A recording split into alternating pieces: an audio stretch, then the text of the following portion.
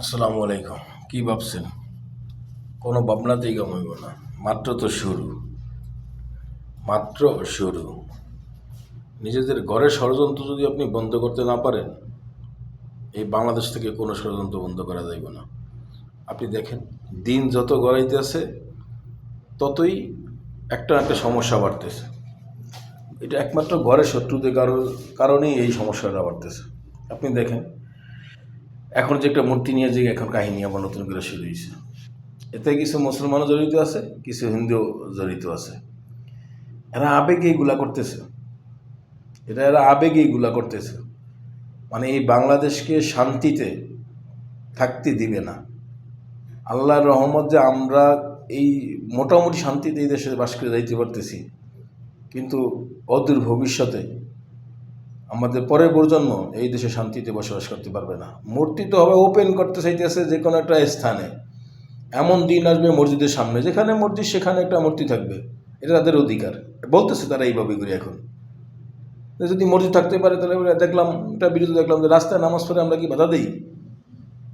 রাস্তাঘাটে এখানে সেখানে মূর্তি থাকে, এটা তারও দুই দেশে নাগরিক। সমান অধিকার যদি থাকতে চায়, সবাই মিল্লামিশে থাকতে চায়, তাহলে আপনি না দিয়েও পারবেন না। এটার একমাত্র কারণ গোলামি। 54 বছর গোলামি করছে না, 71-এর পর থেকে এখন পর্যন্ত গোলামি করছে না। এটা হলো গোলামির সাজা। ভবিষ্যতে আরও লম্বা সময় গোলামি করতে হইব।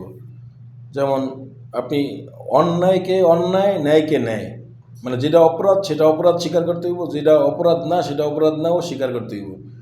কিন্তু ওই যে 54 বছর পর্যন্ত শত্রু যা বলছে তাই, যে এটা সত্য এটাই সত্য, এটা মিথ্যা এটাই মিথ্যা, ন্যায়কে ন্যায় বলতে পারে না, অন্যায়কে অন্যায় বলতে পারে না।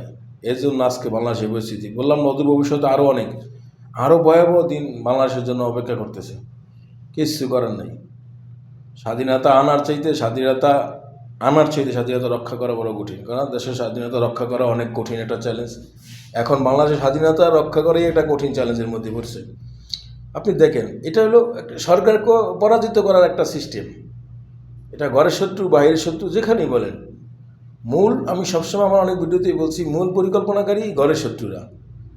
চীনা দার্শনিকের একটা আছে, আমার মনে হয় যে সঠিক এটা মনে নেই, তারপরও চীনা দার্শনিক কনফুসিয়ান উনি বলছিল, যদি তোমার পরিকল্পনা 1 বছরের হয় তাহলে তুমি কৃষিকাজ করো, যদি তোমার পরিকল্পনা 10 বছর হয় তাহলে তুমি বৃক্ষরোপণ করো, মানে গাছ লাগাও, যদি তোমার পরিকল্পনা 100 বছর হয় তাহলে তুমি সন্তানদেরকে শিক্ষিত বানাও। আমাদের পরিকল্পনা কাজে আসে না, তাদের পরিকল্পনা ঠিকই কাজে এসে পড়ছে।